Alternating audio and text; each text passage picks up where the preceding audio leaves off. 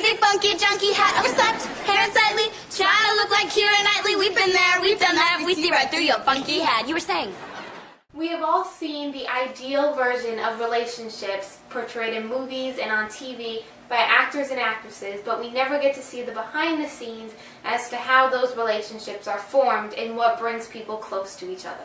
To shed light on how relationships are formed, we decided to talk to a number of people of all ages to gain insight on how friendships are formed and how they evolve over time.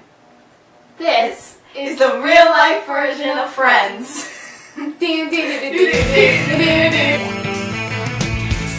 one told you life was gonna be this way. Your job's a joke, you broke, your love life's the old way. It's like you're always stuck in second gear, when it hasn't been your day, your week, your month, or even your year. But I'll be there for you when the rain starts to pour. I'll be there for you like I've been there before. I'll be there for you 'cause I'm there for you too. Friendship means being kind to one another, having fun, and knowing that you just have someone to trust. Friendships are a little different in elementary school because they come and go so quickly. Kids can be really angry with one another one second and really happy and excited and best buddies the next second. So they're really on a learning curve. what makes someone a good friend?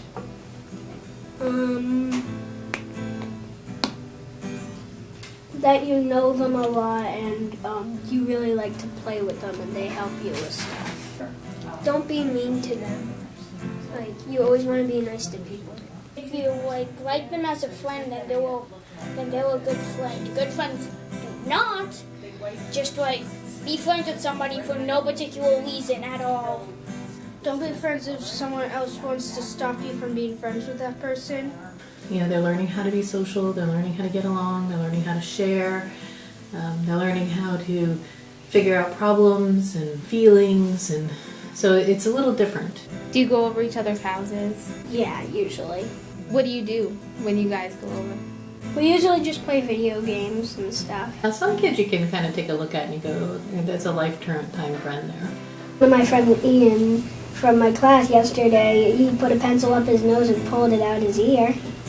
Oh, how'd that go? Good. No damage? No. There's a lot of parental involvement with friendship on that age group too. And sometimes that's a good thing and sometimes that's not a good thing. We played a lot of games at his house involving a lot more friends from the PTO. That's cool. And that's how I got to know most of the friends that are in my grade is because of the PTO. On our group, most of our kids are still pretty egocentric. So most of their friendships are based on work groups. We form groups purposefully for cooperation and learning how to get along within class. But we also see kids who have similar likes that tend to start talking to one another. We have kids talking about Minecraft at one group and football at another, and their favorite Lego set at another table. And they all tend to gravitate towards each other in one way or another. What's the difference between your best friends and your normal friends? My best friends, they play with me the most. Normal friends is you don't spend more time with them. Best friend is you mostly spend most of your time with them. I have my best friend in my class. He is really special to me because he was the first ever friend that I met when I came to the school, let alone the first friend I ever met here. It's interesting when students, what I like to see is students who never interacted before, all of a sudden if I sit them next to each other or put them together in a project, that new relationships are formed. In a high school, I don't get to see the friendship development process as much as, say, an elementary school teacher because, they see kids interact on the playground and things like that, and I don't get to see that. Recess you can have a best friend, a worst enemy, and a best friend again, all within the 20 minutes that they're out there.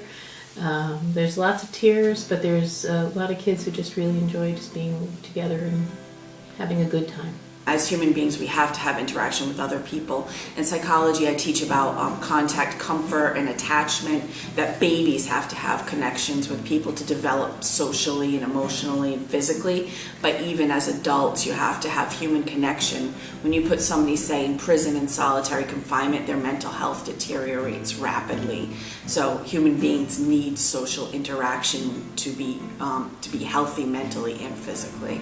Making friends in high school wasn't really hard because I already knew a lot of people from Pegasus, and I just talked to a lot of people like surrounding me in my classes. I like having friends because I like having people to spend really good times and maybe not so good times with, because I know I can always go to them and talk to them and share everything with them, and it's really nice to always know that you have someone who cares about you.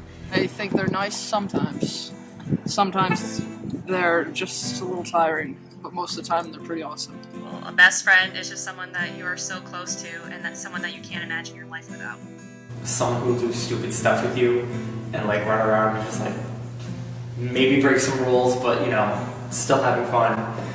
They're always there for me, and I'm always there for them. Whereas like maybe a normal friend, like they'll know what's going on, but they won't know all the details. It wasn't easy at first. I'm living in a suite with people I don't know. I didn't know my roommate. I didn't know anyone in my classes. But like as I got more comfortable, I was able to like talk with people and find common interests and get to know them. So now I'm in a much better place than I was, and I have great friends now that I really appreciate. I'm a lot more confident than I was back then. So I just talk to people and don't stop talking. So like it was just a lot easier to make friends my college freshman year than my high school freshman year. Many of your classes are going to have to do with teamwork to get through it.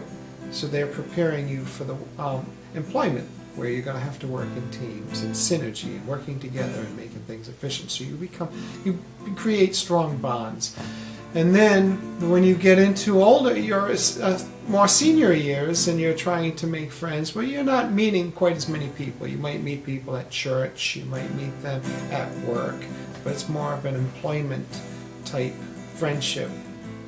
But you have your own family and lifestyle and interests at that point, so you don't have as much time to devote to friendships. So your friends when you're younger might be easier to make and maintain, and then once you get older you just see the friends, but your real bond is with your family, and then you have friends to go out and see occasionally. I think that friendship is one of the most important things anybody can have. Friends are always there for you, and they're so wonderful and loving, and they're pretty much my second family.